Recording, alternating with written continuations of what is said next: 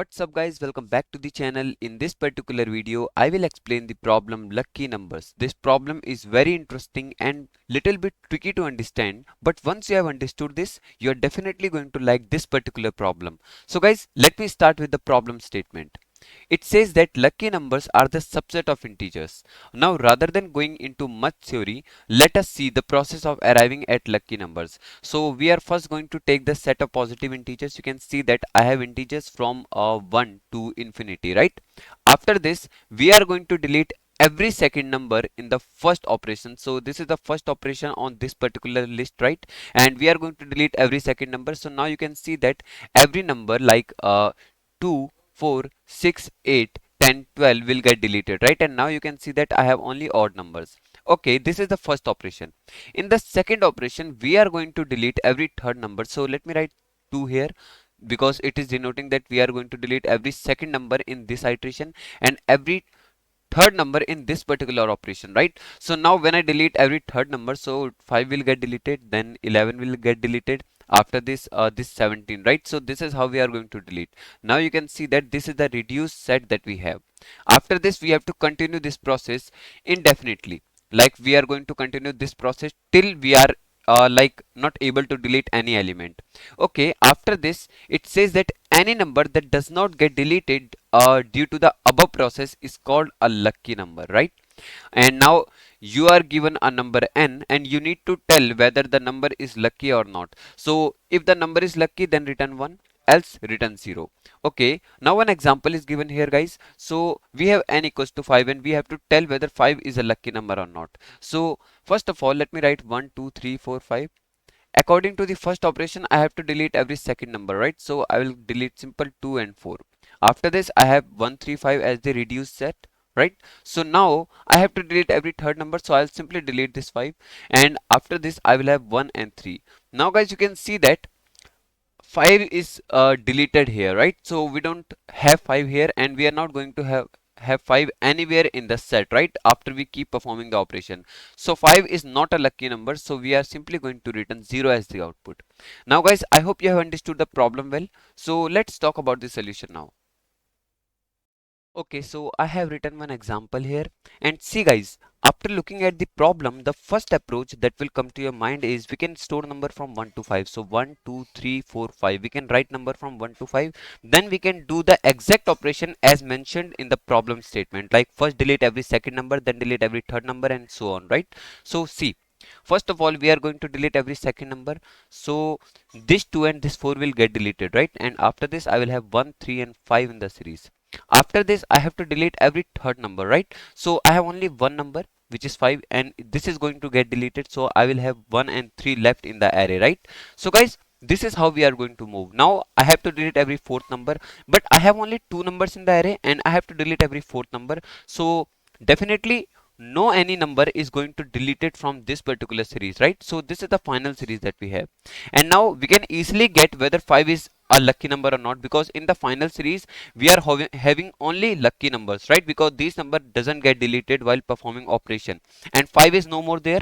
So 5 is not a lucky number. So output is going to be 0, right? Output is going to be 0. Now see, what is the time complexity and space complexity for this particular approach? So we have an extra array here, right? So space complexity is surely going to be O of n, right? This is about space complexity.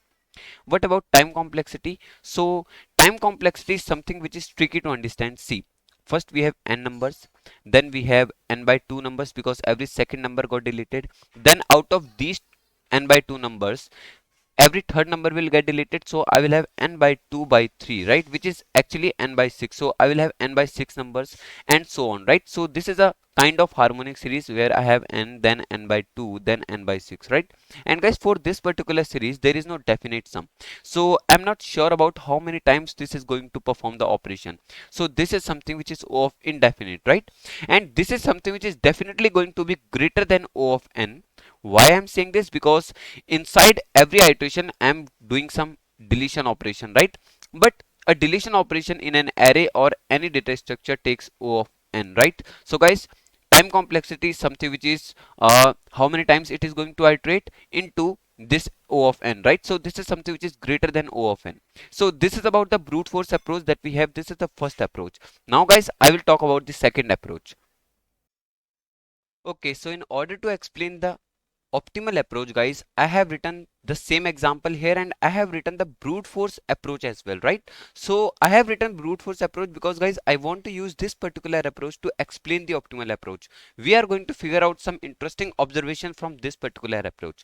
See, in the first iteration, we have the list here, and we have to delete every second element, right? So when we delete every second element, then 2 and 4 gets deleted, and this is the second list that we have, right? After this, we have to delete every third element, so we will delete 5, right? Now guys, I want you to notice that every time we are only concerned about this 5, right? Isn't it, guys? Why we are concerned about 5? Because if somewhere while performing operation 5 gets deleted, then the output is 0. Why? Because 5 is not a lucky number if it's get deleted, right? And if 5 doesn't get deleted while performing operation, we have 5 till the last point. So at that point our output will be 1, isn't it, guys? So this is very important observation, that we are only concerned about 5. We have to do nothing with these elements, right? We have to do nothing with these elements. So this is something that we can use to write our first approach. Okay, we have to write our optimal approach, right? My bad, I'm saying first approach here. So see guys, initially what is the position of 5? So the position of 5 is 5, right? And I have to delete every second element. After this, when I delete every second element, then what is the new position of 5? This is something that I want to calculate. So see guys, this is very interesting. I have n elements and I'm deleting every second element, right? So how many elements I'm deleting? I'm deleting n by 2 elements, isn't it, guys? Because if I have n elements, then n by 2 elements will be every second element, right? So this n will reduce by n by 2, and this will be the new number of elements that I'll be having, right?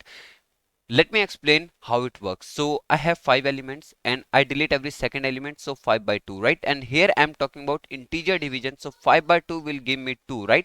This means that only 2 elements will get deleted, and 5 minus 2 is nothing but 3, so 3 elements will be left, right? So n minus n by 2 will give me number of new elements. After this, I will do n minus n by 3 for getting this particular number of elements. Why I am saying this, guys? Because I have to delete every third element, right? And what is the new position of 5 here? The new position of 5 is 3. I am following one based indexing, guys. So if the new position, if the initial position was 5, so now it will become 5 minus 5 by 2, which is nothing but 3. So 3 is new position here, right? After this, I have 3 here and I have 3 here. Now this is very interesting, guys, very interesting.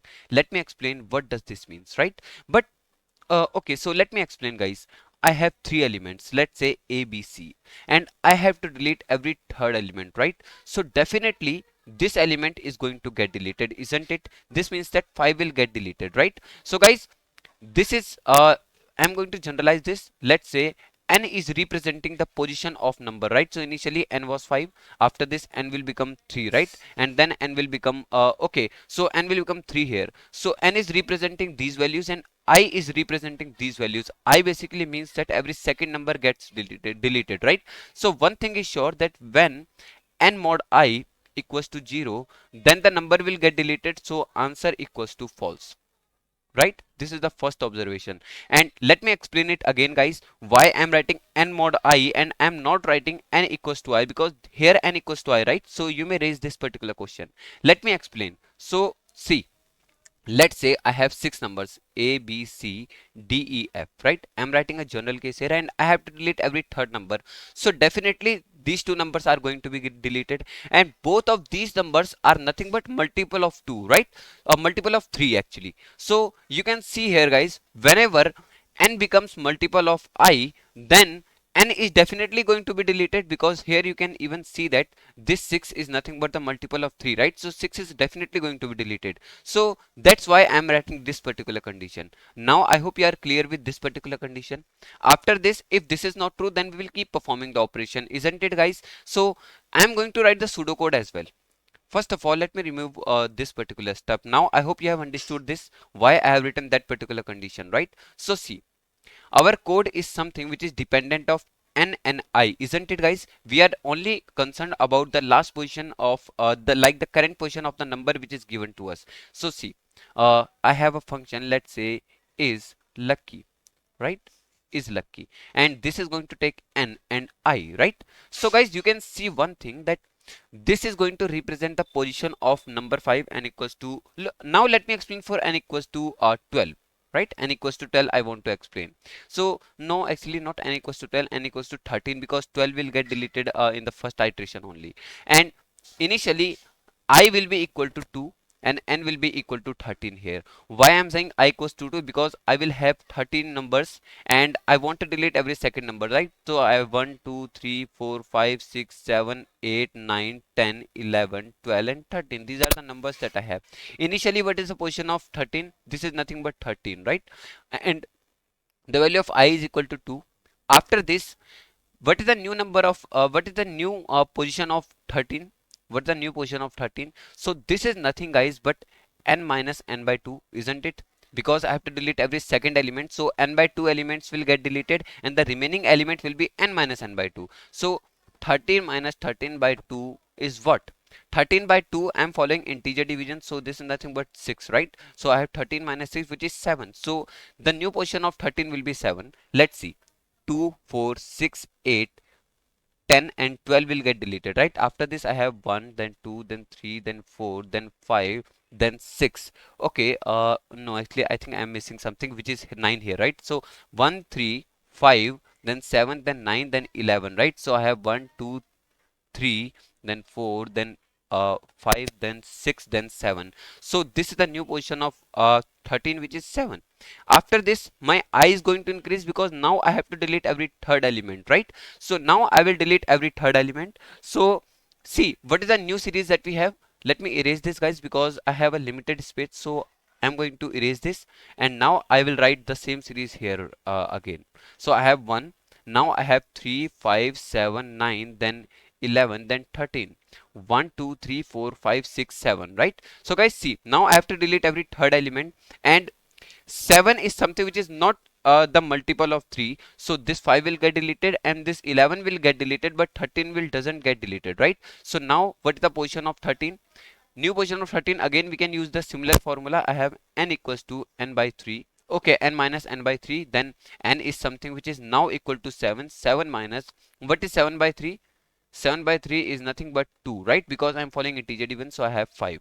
Now I will have 5 as the new position of 13. So I have 1, 3, then I have 7, then 9, then 13. So this is 5, right? So I will have 5 and then now it will increase. So I will have 4 here, right? Now guys, see, I have 5 numbers, which is, let me again erase this and I'm going to write only those 5 numbers. So I have 1, then I have 3, then I don't have 5, then I have 7, then I have 9, then I don't have 11, then I have 13, right? These are the numbers that I have. And see, the new position of 13 is 5, right? And I have to delete every fourth element. So I will delete simply 9 and only one element get deleted. So what is the new position of 13? The new position of 13 is n minus n by 4, right? So n is equal to 5, 5 minus 5 by 4, which is 1. So 5 minus 1 equals to 4, right? So 4 is the new position of this particular element, which is 13, right? After this, I will increase, so I will have 5 here. Now you can see that now I have 4 elements and I have to delete every fifth element. So this is again the case that I have explained in this particular approach, right? So at this point, no element will get deleted. So I will simply write one thing, that guys, if at any point my n becomes smaller than I, right? If n becomes smaller than I, then you can see that the number doesn't get deleted. 13 is not getting deleted here, right? So I will say that, okay, 13 is a lucky number. So I'll simply return 13. I will return true, right? I have to return either true or false. This is the first thing. The second thing we have already figured out. You can see here, if n mod I equals to 0, then I have to return answer equals to false, right? So if my n mod I equals to 0, then I will simply say that, okay, return false, right? This is the second thing. Guys, now you can see that we have figured out condition for true or false. Now we have to see how we are going to move from one stage to another stage, right? So guys, see, initially our I is equal to n. our n is equal to 13 and I is equal to 2, right? After this new stage I am calculating through n minus n by 2. So this 2 is nothing but I actually, right? And here I am doing n minus n by 3. Why I am doing? Because the value of I equal to 3. So I'll simply say that, okay, is lucky. I'm again going to check is lucky n minus n by I, then I plus 1. You can see that each time I am doing I plus 1, right? And why I am calling the same function, there is a reason. Once I have moved from this stage to this stage, then I have to calculate whether the number present at position 7 is my lucky number or not, right? And the value of I is equal to 3. So that's why this function is going to be a recursive function. Now guys, this is the whole code that we need to follow in order to get the answer, right? Initially you just need to call this particular function. Now what is the time complexity of this particular approach? This is something which is really tricky. See here, in order to understand the time complexity, we have to understand one thing. So I will create a table here for I, n, and what is the new value of n that we are getting after we perform the operation n minus n by I, right? So guys, this is very important to make this table. Now let me take an example. So okay, I am not going to take an example. I have initially I equals to 2, and for I equals to 2, see guys, I have to delete every second number. So n minus n by 2 is something that I'll do, right? So I'll do n minus. Let me change the color guys so that you can easily like differentiate between these column names and the data I'm writing. So n minus n by 2, this is something that I'll do, and new n that I will be getting is n by 2 only, right? Guys, I hope you are you are comfortable with whatever operation I'm performing here, right? So after this I will become 3. After this, see guys, new n is n by 2. So I'll do n minus n by I again, but this is new n, right? This is new n. So I'll be doing n by 2 minus n by 2 upon my 3, right? So this will become n by 2 minus n by 6. Once I perform this operation, so I'll get n by 3, right? After this, my value of I will become 4. So what is the new value of n? So I have new value of n as n by 3. So performing this operation basically means that n by 3 minus n by 3 by 4, right? This is nothing but n by 3 minus n by 12. So this is again going to give me 12. Then I will be having okay, 4n minus n, which is 3n by 12, and this is nothing but n by 4, right? I have n by 4 here. So you can see that this is following the series n by 2, then n by 3, then n by 4. This is the value for ith iteration, right? For second iteration, like for I equals to 2, I have n by 2. For I equals to 3, I have n by 3. For I equals to 4, I have n by 4, right? So guys, for I equals to, let's say, x, I'll be having n by x, right? And what is the condition that I'm like looking for?